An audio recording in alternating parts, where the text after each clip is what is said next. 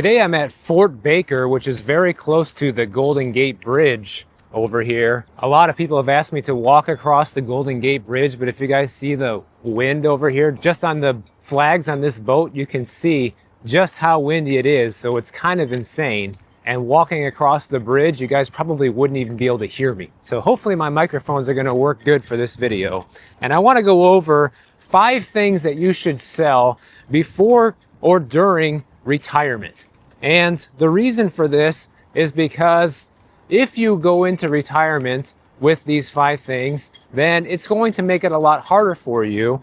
And it's really just going to drag you down and take away from your retirement in the sense that you're not going to have as much cash left over to do things that you want to do. And really, retirement is not about adding more of anything to your life except for the amount of money you're withdrawing from your retirement account. It's really more about letting go of things. The first one is the oversized house.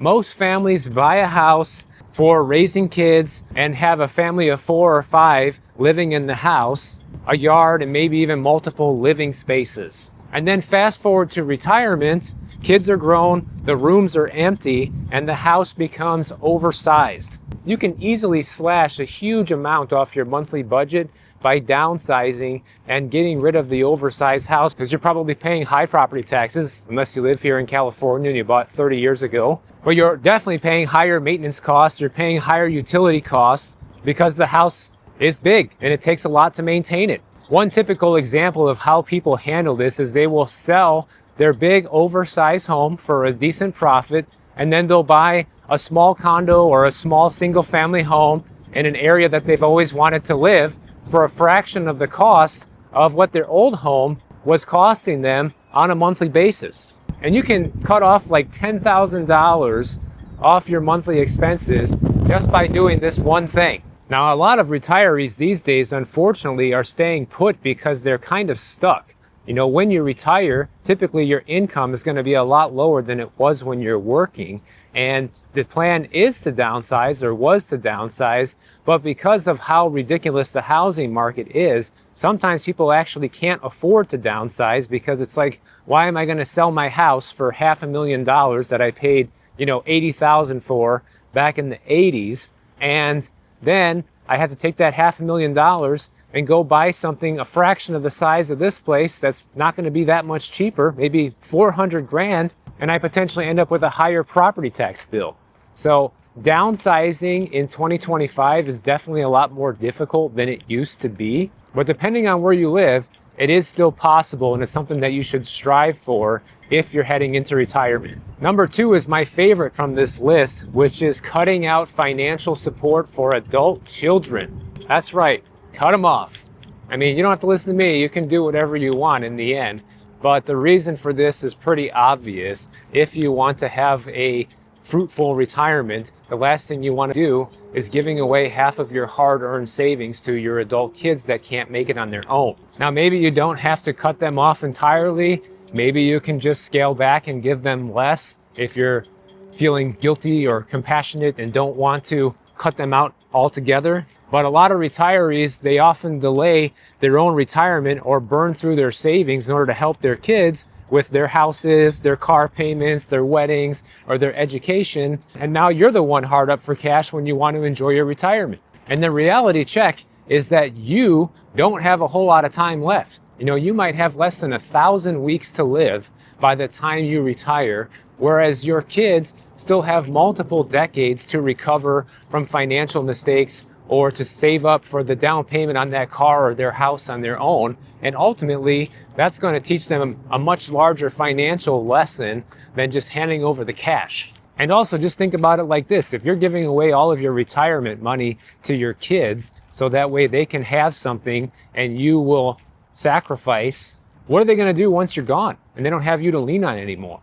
So you can still help your kids on a reasonable level if you want to, with what you can comfortably afford without giving up anything that you've always wanted in your retirement. The next thing to give up and sell in retirement are expensive toys. Things like boats, RVs, motorcycles, classic cars. It's all fun stuff and they can be hobbies, But these are very expensive hobbies, and unless you have the wallet for it and you know you're going to be able to continue easily paying for these things in retirement, it might be something you want to consider getting rid of. Now, that obviously depends on your financial situation.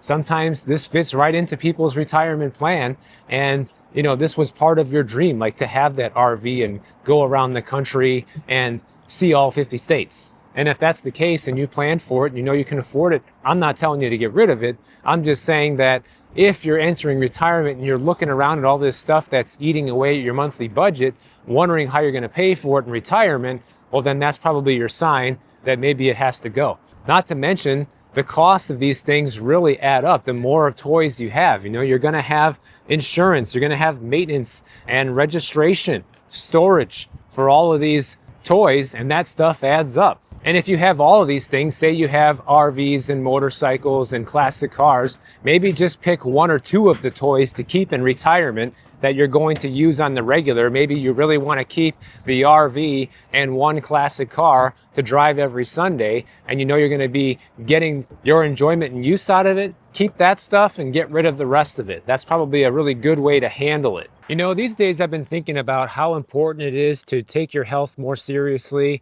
And the last few times I've gone to a doctor, it hasn't been a great experience. So I recently discovered this super cool website called ZocDoc, who is also the sponsor of today's video. ZocDoc is a free website where you can search and compare high quality in-network doctors, choose the right one for your needs, and click to instantly book an appointment. ZocDoc makes it easy to book in-network appointments with more than 100,000 healthcare providers.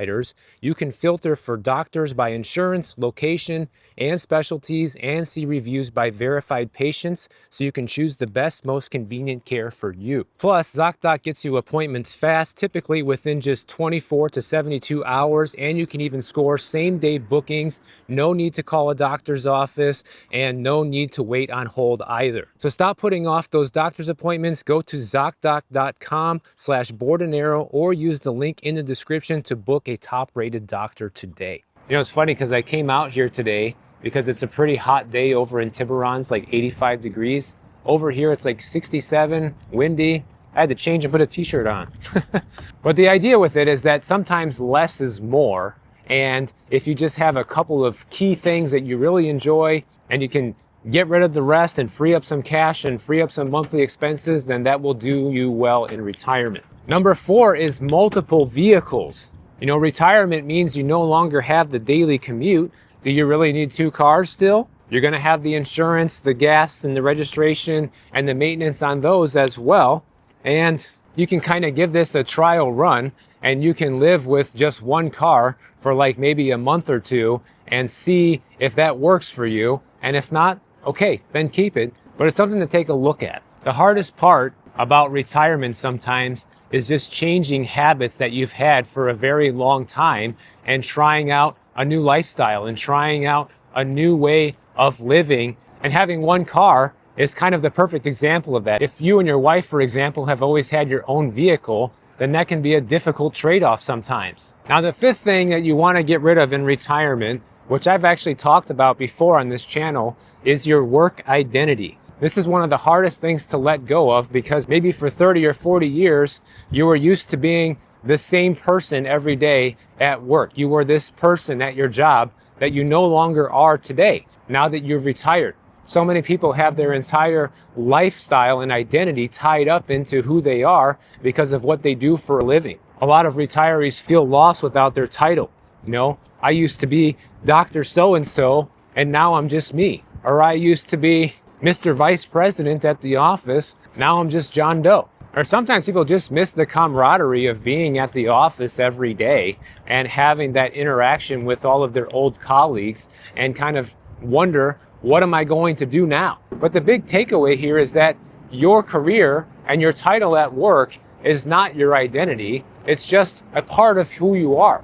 If you don't know who you are outside of that, now is a great time to figure it out. So you want to be asking yourself some things in retirement. Does this serve my new retired life or my old life? Am I keeping something out of habit, or does it truly add value to my life right now? You should also be asking yourself, what is it costing me to hang on to whatever it is? Whether it's a vehicle or a hobby Something that you could easily afford when you were working, something that you might have to sacrifice now. Another thing you can ask yourself is, what if I let go of this, and what becomes possible if I do? Paying for your adult children is the perfect example. If you're giving them $2,000 a month in financial help on average, that's an extra $24,000 a year. And depending on your retirement situation, that might make all the difference between whether or not you're able to travel and live out your lifelong dreams, or just kind of live a mediocre retirement. You might be surprised at how freeing it is to give up paying for adult children, or to give up the motorcycle, or to give up the RV that you're not going to use anymore, or whatever. Not only is it going to free up money, but it can just be like feeling like a weight has been lifted off your shoulders. It's one less thing you got to deal with, one less thing you got to worry about. And that ultimately ends up creating space for new things in your life, whether it's that trip that you've always wanted to take, or you've always wanted to learn how to play the piano. Now you can buy the piano and spend time doing that, whatever it might be. The point is that retirement is not about deprivation, it's about optimization. And even though I'm still young, I think about this stuff on how I kind of want my life to look in, 20 or 30 years once I'm retired, and the things that I would be willing to give up or should give up by the time that happens. Luckily for me, I'm kind of a minimalist. I'm not like an extreme minimalist where I have nothing, but I really don't buy a lot of stuff, and I don't have a ton of possessions. So there won't be a whole lot of stuff for me to get rid of by the time I get retired. But I could definitely see giving up my identity here on YouTube, and helping so many people, and then turning towards, spending most of my free time just doing whatever I feel like, is definitely going to feel like one of the largest departures from what I'm doing right now. And I don't know what things are going to look for me here on YouTube in 20 or 30 years from now, but maybe I'll still be making a few videos here and there.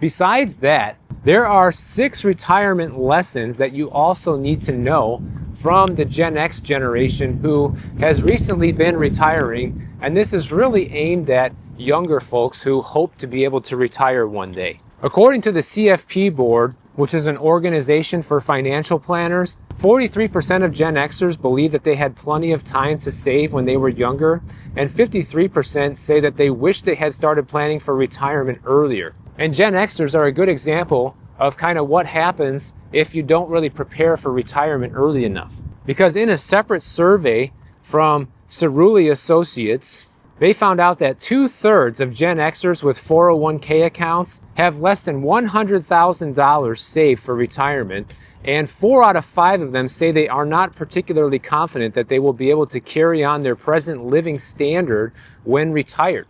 So that's where this list comes in that we talked about earlier, about giving up certain things in retirement, especially if this is you and you have a very limited amount of retirement funds. We're going to have no choice but to give some of these things up.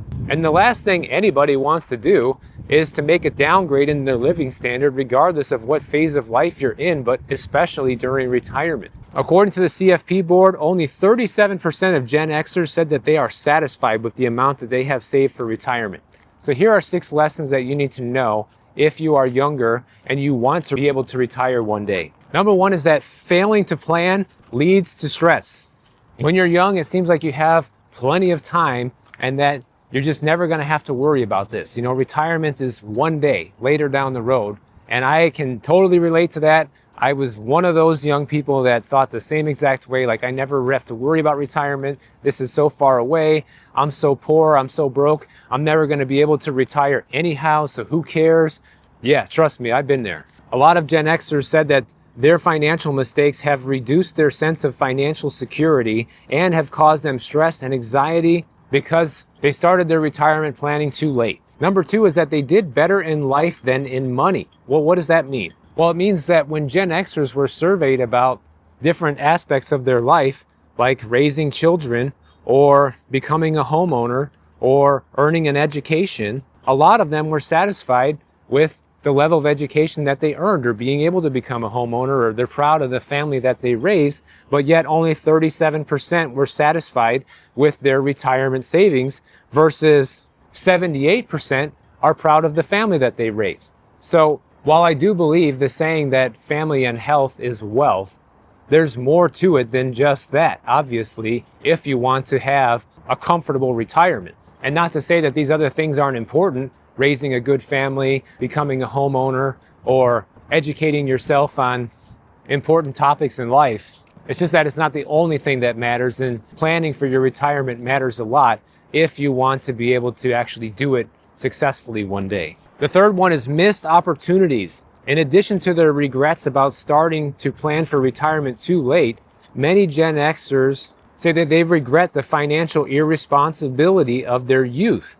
1/3 said that they didn't save enough in their 20s or 30s, including those who said they didn't participate in a workplace retirement plan or didn't take advantage of an employer match. 29% of Gen Xers said they regretted spending beyond their means during the early part of their career, while 27% said that they took on too much debt, and 20% said they regretted not investing in the stock market. And really, all of those things are some major financial mistakes, and I'm all about learning from other people's mistakes and not repeating them yourself. The fourth life advice thing is misconceptions. Misconception in your earlier years that you have plenty of time to start saving. But there are other misconceptions as well, like 23% saying that back in the day they thought a credit card was a good way to sustain their lifestyle. And 18% said they thought budgeting was something that only concerned people struggling to make ends meet. Also not thinking that I needed an emergency fund, and that financial setbacks only happen to others.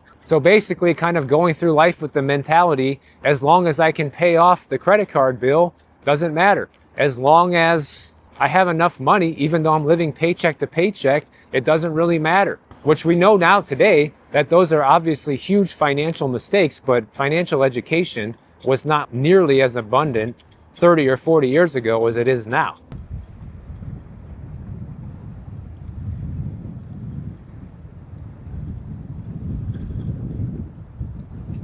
The fifth thing to know is that setbacks do happen. Even if you are planning well for retirement and you're doing your best to save, you're going to have some setbacks in life. That's just the way it happens for everybody. Nobody lives a perfect life. For example, say you were an investor back in 2008 and you bought a lot of real estate. And you bought it at the top of the bubble thinking that, well, I'm going to be a big real estate investor and have a bunch of money for my retirement. And then a year later, the market goes kaput and you lose 50% of the value that you have in your portfolio. And depending on how leveraged you are, maybe you lose everything. That's a perfect example of how even when you're kind of trying to do the right thing, you can lose big time. Same thing with the stock market back then. Stock market went down tremendously. Same thing with the dot-com bubble back in the early 2000s.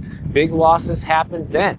And a lot of Gen Xers regret not being more prepared for challenges like a job loss or personal issues like a health crisis or the death of a loved one when they were making financial decisions in their youth. It's just like that, guys. When you're younger, you always feel like nothing like that can ever happen to me. That's kind of like the default mode of the young person, right? And it's easy to think that way because you're still young and literally nothing like that probably ever has happened to you. So it's kind of unthinkable to comprehend that it might. One perfect example that we can look at right now today is the cost of housing. 57% of Gen Xers said that better planning would have lessened the financial toll of their housing costs. And if they would have saved more at a younger age, then that would have helped make up the gap between their income that has failed to keep up with the cost of living. And that's where it comes into having an emergency fund and not living paycheck to paycheck and living below your means. Because then when you have an unexpected increase in like your housing costs, for example, it's much easier to absorb that versus somebody who was stretching to the max before that, and then they get this increase in housing costs, whatever it is, say it goes up by 20%, because property taxes and insurance, or maybe your rent has just gone up along with your utility bills and everything else. Well, now all of a sudden, if you were living paycheck to paycheck before you got that increase, you're faced with a situation of how in the world am I going to pay for this?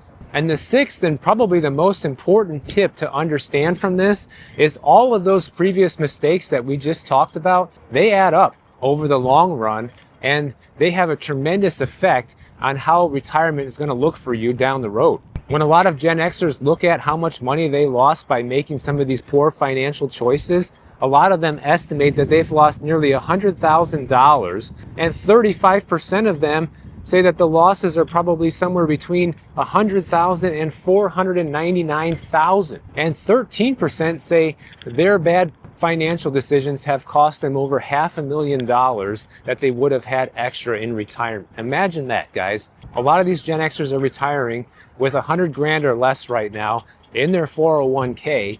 And imagine what having an extra $500,000, even extra $200,000 would mean in retirement for people like that. For me, the biggest takeaway as a younger guy, but still getting up there in age, I'm going to be 40 in a couple of years, so I'm not that young. I'm still not retirement age, but I'm definitely old enough to really start thinking about this stuff seriously. And even if you're only 28 or 18, it doesn't really matter, because really, like I said before, the earlier you start thinking about it and planning for it, the easier things are going to be for you in the end. And that seems to be the biggest takeaway from all of these lessons learned from Gen Xers. And then maybe going back to the beginning of this video, if you plan well enough and early enough, you might not have to stop financial support for your children. You might not have to get rid of the RV or the boat that's costing you a ton of money because you planned for it and you can easily afford it in retirement. Doing those things are for people who didn't plan well for retirement and are not retiring at the level that they wish they had. That's kind of the whole premise of this video. And I get it. It's easy to have goals in life. It's easy to want certain things and think that you are doing the right things to plan for it. But life does happen and plans never go to plan. So it is important to adjust accordingly along the way. But you need to be hitting your goals somewhat consistently when it comes to saving and investing for your future to ensure that you are going to be able to live the good life when it's your turn to retire. So if you enjoyed this video, make sure you subscribe to the channel. And if you don't want to wait for my next video to come out, check out this one on the screen right over here, and I'll see you in the next one.